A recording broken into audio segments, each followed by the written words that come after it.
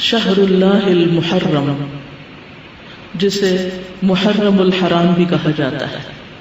محرم کا لفظی معنی ہے حرام کیا گیا، یعنی جس مہینے کی حرمت ہے، جس میں بہت سے ایسے کام حرام کیے گئے ہیں جن کو ایک مسلمان نہیں کرتا یا ان کا کرنا اس کے لیے حرام میں آتا ہے۔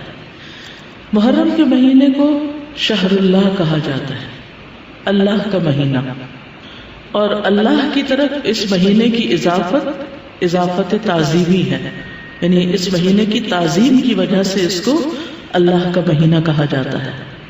اس سے اس مہینے کی امپورٹنس کا پتہ چلتا ہے۔ صحیح مسلم کی روایت میں آتا ہے، ابو ہریرہ رضی اللہ عنہ سے روایت ہے کہ رسول اللہ صلی اللہ علیہ وسلم نے فرمایا، رمضان کے بعد سب سے افضل روزے اللہ کے مہینے محرم کے ہیں۔ تو گویا اس مہینے کی بھی خاص عبادت پھر کیا ہوئی؟ روزے۔ عشر ذی الحجہ میں تو پہلے 9 دن کے روزے تھے، لیکن اس میں پورے مہینے میں سے جب بھی آپ چاہیں روزے رکھ سکتے ہیں۔ ضروری نہیں کہ پورے ہی مہینے کے روزے رکھیں جیسے رمضان میں رکھے جاتے ہیں، لیکن 10 تاریخ کا روزہ جو ہے اس کی خاص فضیلت ہے۔ محرم الحرام کی ایک اہمیت کی وجہ یہ بھی ہے کہ یہ ہجری سال کا پہلا مہینہ ہے، تو یہ مہینہ عظمت اور برکت والا ہے اور حرمت والا ہے۔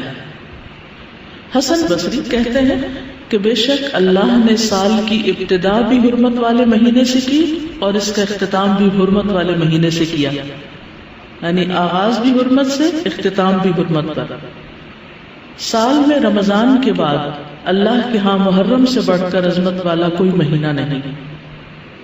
تو اس سے کیا پتہ چلتا ہے کہ اگر کسی چیز کی ابتدا میں بھی حرمت ہے اور انتہا میں بھی، تو پھر ان دو کے بیچ میں کیا ہونا چاہیے؟ اس کا خاص خیال رکھنا چاہیے، یعنی جس کام کے آغاز میں اور جس کے اختتام پر خصوصی ہدایات دی جائیں اور اللہ سبحانہ وتعالیٰ کی عبادت اور خصوصاً روزے وغیرہ کی عبادت کی طرف متوجہ کیا جائے تو سال بھر بھی پھر اس کی عادت اپنا لینی چاہیے۔ نئے سال کا آغاز جو ہے وہ دعا سے کرنا چاہیے۔ عبداللہ بن ہشام سے روایت ہے، وہ کہتے ہیں کہ جب مہینہ یا سال آتا تو رسول اللہ صلی اللہ علیہ وسلم کے صحابہ یہ دعا اس طرح سیکھتے جیسا کہ وہ قرآن سیکھتے، اللہم ادخلہ علینا بالامن والایمان والسلامت والاسلام وجوار من الشیطان ورضوان من الرحمن۔ اس کا معنی ہے، اے اللہ اس مہینے کو یا اس سال کو ہمارے اوپر امن اور ایمان، سلامتی اور اسلام کے ساتھ، شیاطین سے بچاؤ یا شیطان سے بچاؤ اور رحمان کی رضامندی کے ساتھ داخل فرما۔ محرم کا مہینہ چونکہ حرمت والا مہینہ ہے تو اس مہینے میں خاص طور پر آپس میں ایک دوسرے پر ظلم کی ممانعت ہے۔ قرآن مجید میں آتا ہے، ان عدۃ الشہور عند اللہ 12 شہرا فی کتاب اللہ یوم خلق السماوات والارض منها 4 حرم ذلک الدین القیم فلا تظلموا فیہن انفسکم۔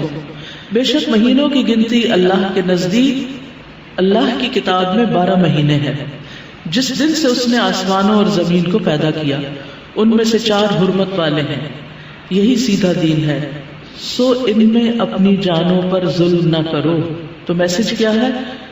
فلا تظلموا فیہن انفسکم، اپنے آپ پر یعنی ایک دوسرے پر ظلم نہ کرو۔ تو کیا نہیں کرنا اس مہینے میں؟ ظلم نہیں کرنا۔ ظلم کی کون سی شکلیں ہوتی ہیں؟ ظلم ہوتا ہے کسی کو اس کے حق سے محروم کرنا، کسی کا حق چھیننا، کسی کا حق مارنا۔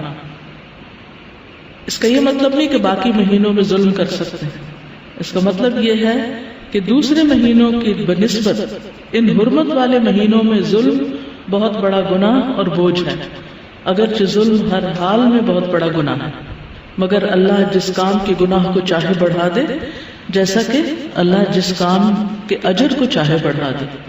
یعنی وہی نماز ہوتی ہے، وہی صدقہ خیرات ہوتا ہے، لیکن عشرہ ذی الحجہ میں کیا ہوتا ہے؟ اس کا اجر کئی گنا بڑھ جاتا ہے۔ اسی طرح حرمت والے مہینوں میں ظلم کا گناہ جو ہے وہ زیادہ ہو جاتا ہے، اور یہ 4 مہینے خاص طور پر 1/3 آف دا ایئر خاص طور پر اس لیے اس کام کے لیے رکھا گیا اور اس کی شدت کا احساس دلایا گیا تاکہ لوگ اس کی پریکٹس کریں، کانشیس ہوں، اور خصوصی طور پر اس میں اپنے آپ کو ایسے گناہوں سے بچائیں تاکہ باقی سال بھی اس پر عمل کر سکیں۔